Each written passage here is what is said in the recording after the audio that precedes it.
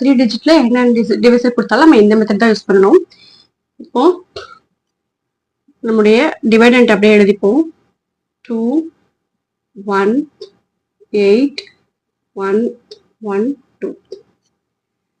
நம்முடைய டிவைசர் என்னது 4 2 6. வந்து ஸ்பிட் பண்ணி எழுதிப்போம். நம்ம 2 டிஜிட் டிவைசர் ஏற்கனவே 2 டிஜிட் டிவைசர் பார்த்தோம், அதே மெத்தட்ல தான் எதுவும் செய்யணும். ஓகேயா? அந்த மெத்தட நீங்க வந்து பார்த்துருந்தீங்கன்னா இது நல்லா புரியும். ஓகே, ஸோ அதே நான் 4 2 6ன்னு நான் தனியாக ஸ்பிட் பண்ணிட்டேன். பிகாஸ் நான் அந்த நம்பரை 4 ஆலையும் 2 ஆலையும் 6 ஆலையும் தான் மல்டிப்ளை பண்ணுவேன். ஓகேயா? ஃபர்ஸ்ட்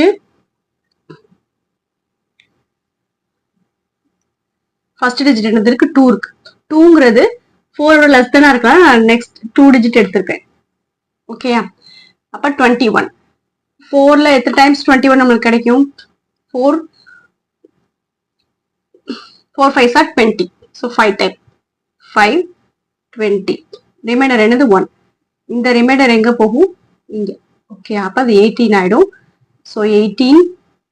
அப்புறம் அட் டயத்துல நம்ம வந்து 5ஆல 4 2 6 எல்லாத்தையும் மல்டிப்ளை பண்ணி எழுதிக்கணும். 2 மல்டிப்ளை பண்ணா 10, 6 மல்டிப்ளை பண்ணா 30. இப்போ நெக்ஸ்ட் இதை சப்ராக்ட் பண்ணா நமக்கு என்ன கிடைக்கும்? 8. இந்த 8 இங்க போயிடும். ஸோ அது 81 ஆயிடும். 81 minus 30. 81 minus 30ன்றது என்ன கிடைக்கும் நம்மளுக்கு? 51. நெக்ஸ்ட் 51 வந்து 4 டேபிள்ல அகைன்ஸ்ட் நம்ம 3 அந்த 5ஆல 3 நம்பரையும் நம்ம வந்து மல்டிப்ளை பண்ணிட்டோமா? ஸோ இப்ப வர நம்பரை திரும்பி 4ல எத்தனை டைம்ஸ் வருது நம்ம பார்க்கணும். ஸோ 4ல எத்தனை டைம்ஸ் வரும்? 50ன்றது 4 10s நம்மளுக்கு வந்து 40 ஆயிடும். இப்போ மோர் தென் 10 தான்.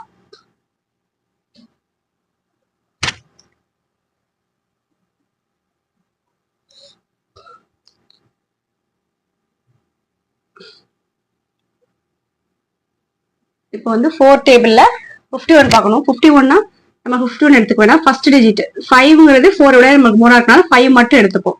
அப்ப 4ல 5 வந்து எத்தனை டைம்ஸ் வரும்? 1 டைம் வரும். 1 4s are 4. அப்ப நம்மளுக்கு பேலன்ஸ் 1. ஸோ இந்த 1 எங்கே போகும்? இங்க போயிடும். ஸோ அது 11 ஆயிடும்.